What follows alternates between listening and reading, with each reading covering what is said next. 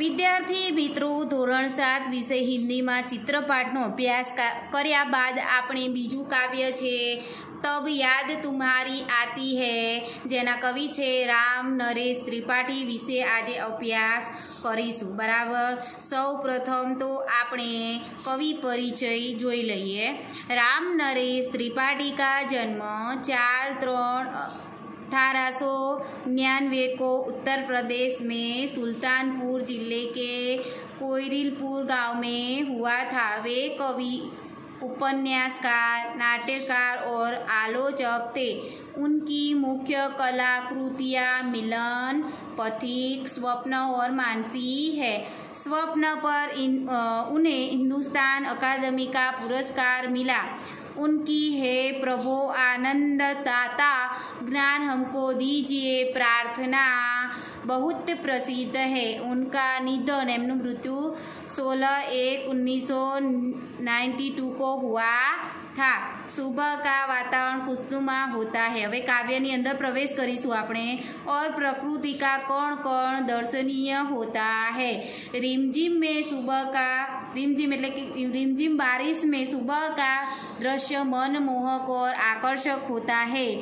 प्रस्तुत कविता में इसका सुंदर वर्णन किया गया है. બરાબર છે. અહીંયા આપણો કવિ પરિચય પૂર્ણ થયો અને કાવ્યની અંદરની શરૂઆત આપણે જોઈ. તબ યાદ તુમ્હારી આતી હે. કવિ કહે છે કાવ્યની અંદર કે ક્યારે ક્યારે મને તારી યાદ આવે છે.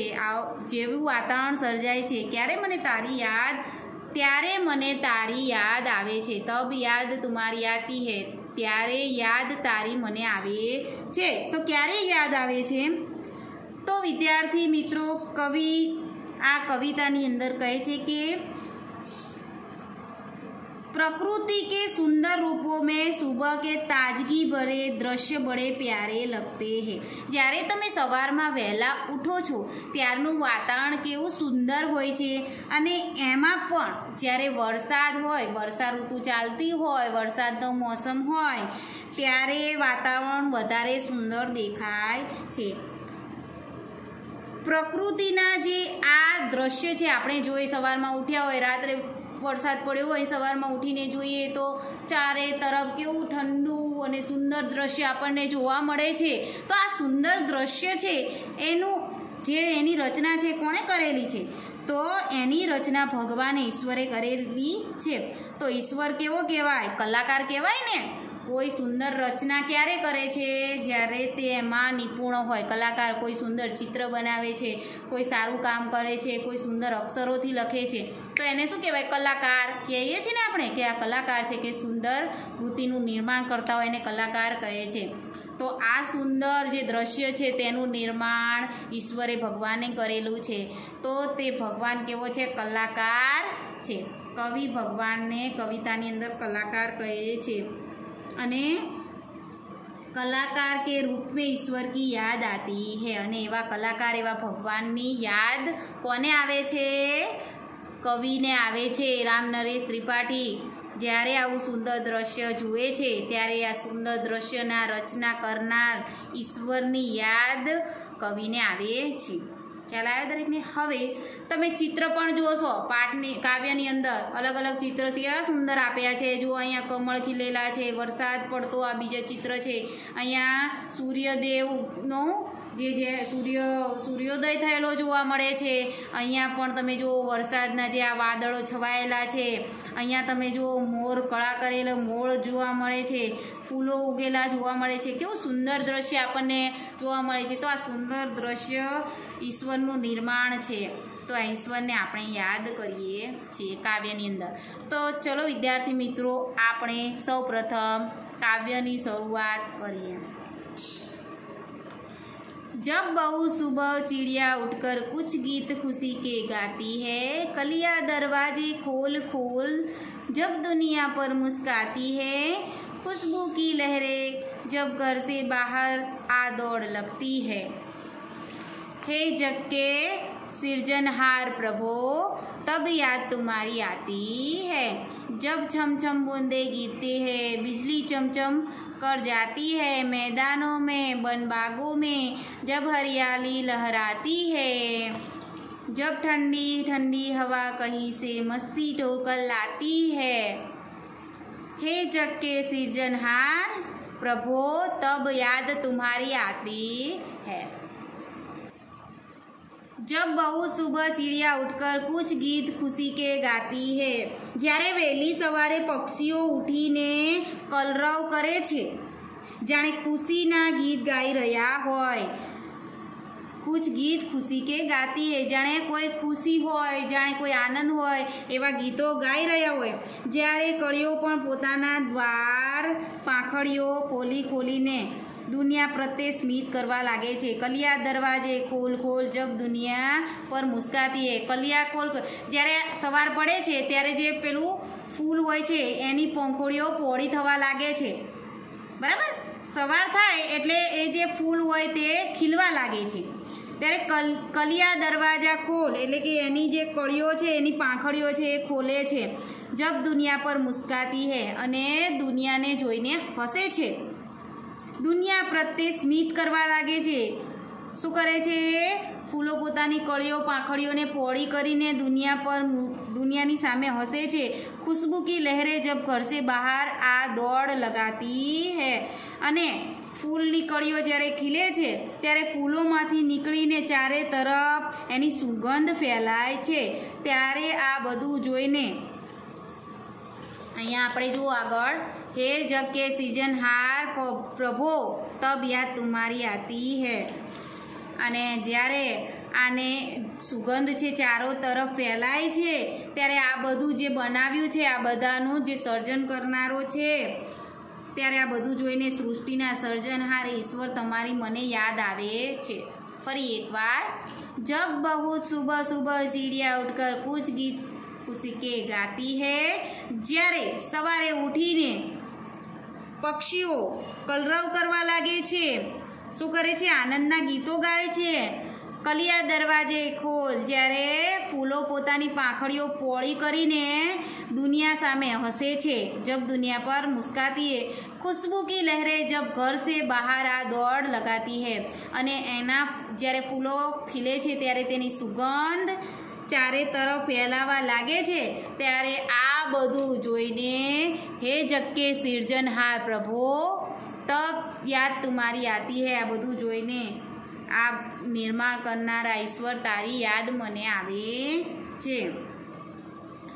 जब छम छम बूंदे गिरती है बिजली चमचम कर जाती है।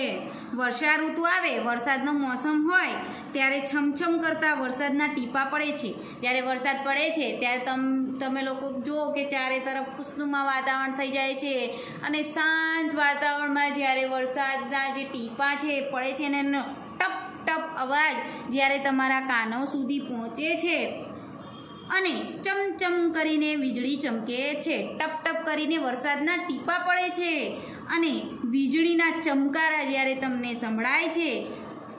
मैदानों में वन बागों में जब हरियाली लहराती है। वरसाद पड़वाना कारणे चारे तरफ शुं थई जाय छे? हरियाળી हरियाળી લીલુંછમ લીલોતરી थई जाय छे। मैदानों वनो बगीचाओ हरियाळो लहरावा लागे छे। बगीचाओ जुओ, मैदानो जुओ, वन जुओ, जंगलो जुओ, बधी ज जग्याए तमने शुं जोवा मळे छे? લીલોતરી जोवा मळे छे। ज्यारे जब ठंडी ठंडी हवा कहीं से मस्ती ठोकर आती है अने एना कारणे वरसादना कारणे ठंडो ठंडो पवन क्यांकथी पोतानी साथे भरपूर मस्ती लईने आवे छे। वरसादना कारणे वातावरण केवुं एकदम ठंडू थई जाय छे ने अने एना कारणे पछी जे वरसाद पूर्ण थवा बाद जे पवन आवे छे केवो लागे छे? एकदम ठंडो लागे छे तमने। तो ए जे ठंडो पवन केवुं लागे छे के जाणे कंईक मस्ती लईने आवे छे। त्यारे हे जग के सृजनहार प्रभो तब याद तुम्हारी आती है। अने ज्यारे आवुं લીલુંછમ वातावरण थई जाय छे, पवन ठंडो ठंडो आवे छे अने वातावरण एकदम हरियाળી हरियाળી लागे छे त्यारे तमारी याद आवे छे। आ बधुं जे सृष्टिनुं सर्जनहार करनारा प्रभु तमारी मने याद आवे छे। फरी एकवार आपणे काव्यनी समजूती मेळवीशुं। જ્યારે વહેલી સવારે પક્ષીઓ ઉઠીને એવી રીતે કલરવ કરવા લાગે છે જાણે ખુશીના ગીત ગાઈ રહ્યા હોય, જ્યારે કળીઓ પોતાના દ્વાર પોતાની પાંખડીઓ ખોલીને દુનિયા પ્રત્યે સ્મિત કરવા લાગે છે અને એની સુગંધની લહેરો ફૂલોમાંથી નીકળીને ચારો તરફ ફેલાવા લાગે છે, ત્યારે આ બધું જોઈને સૃષ્ટિના સર્જનહાર તમારી મને યાદ આવે છે। બરાબર। પછી આગળ જે બીજા નંબરનું છે, જબ છમછમ બूंदे गिरती है, बिजली चमचम कर जाती है, मैदानों में वन बागों में जब हरियाली लहराती है, जब ठंडी ठंडी हवा कहीं से मस्ती ढोकर लाती है, हे जग के सृजनहार प्रभु तब याद तुम्हारी आती है। वर्षा ऋतुમાં જ્યારે છમ કરતા વરસાદના ટીપા નીચે પડે છે ત્યારે અને ચમચમ વીજળી ચમકે છે, મેદાનો વનો બગીચાઓમાં શું થાય છે, લીલોતરી, જ્યારે હરિયાળી છવાઈ જાય છે, જ્યારે ઠંડો ઠંડો પવન ક્યાંકથી મસ્તી લઈને આવે છે, ત્યારે હે સૃષ્ટિના હે જગકે સર્જનહાર જેણે સૃષ્ટિનું સર્જન કર્યું છે એવા પ્રભુ એટલે ભગવાન તબ તમારી ત્યારે તારી યાદ આવે છે। કાવ્યની અંદર કવિને ઈશ્વરની ભગવાનની આ સૃષ્ટિના સર્જનહારની યાદ આવી રહી છે। બરાબર છે। સંપૂર્ણ કાવ્યની સ્પષ્ટતા મેળવ્યા બાદ હવે આપણે કાવ્યના શબ્દાર્થ જોઈશું। ચીડિયા, અહીંયા આપણે કાવ્યના પહેલી જ પંક્તિમાં જોયું કે જબ સુબહ સુબહ ચીડિયા એટલે કે પક્ષીઓની વાત અહીંયા કરવામાં આવી છે। લહર, કાવ્યની અંદર જે શબ્દનો પ્રયોગ થયો છે લહર એટલે કે તરંગ, ઝોકા, જ્યારે તમે બેઠા હોય ને અચાનક પવન આવે ને કંઈક એવી હલકી વસ્તુ લઈને બેઠા હોય તો તમારું પુસ્તક હોય કાગળ હોય એ ઉડી જાય છે ને, તો એ તમે કહો છો ને કે પવનના ઝોકાના કારણે પડી, તો એ ઝોકો, તો એ લહર એટલે કે હવાનો ઝોકો, તરંગ। સૃજનહાર એટલે કે સૃષ્ટિ કી રચના, સૃજન જેણે નિર્માણ કાર્ય કરેલું છે તેઓ, કરને વાલા જેણે સર્જન કર્યું છે રચના કરી છે તેવા, પ્રભુ એવા પ્રભુ। અહીંયા આપણે કાવ્યની અંદર પ્રભુ ઈશ્વરની વાત કરવામાં આવેલી જોવા મળે છે। હરિયાળી એટલે હરાભરા, જ્યારે વરસાદ પડે ને ચારો તરફ ઘાસ ઉગવા લાગે અને એના કારણે ચારો તરફ જે તમને હરિયાળી જે લીલોતરી જોવા મળે છે તે હરિયાળીની વાત કાવ્યમાં કરવામાં આવેલી છે। ઢોના એટલે કે બોજ ઉઠાના, કાવ્યની અંદર જે ઢોના શબ્દોનો ઉપયોગ થયો છે એનો મતલબ થાય છે બોજ ઉઠાવવો। બરાબર। ભાર ઉઠાવવો, બોજ ઉઠાવવો એવો અર્થ થાય છે। ખ્યાલ આવ્યો દરેકને?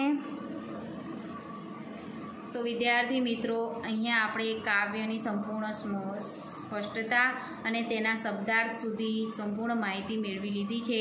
આશા રાખું છું કે તમને કાવ્યમાં સંપૂર્ણ સ્પષ્ટતા મળી ગઈ હશે। આભાર। અસ્તુ।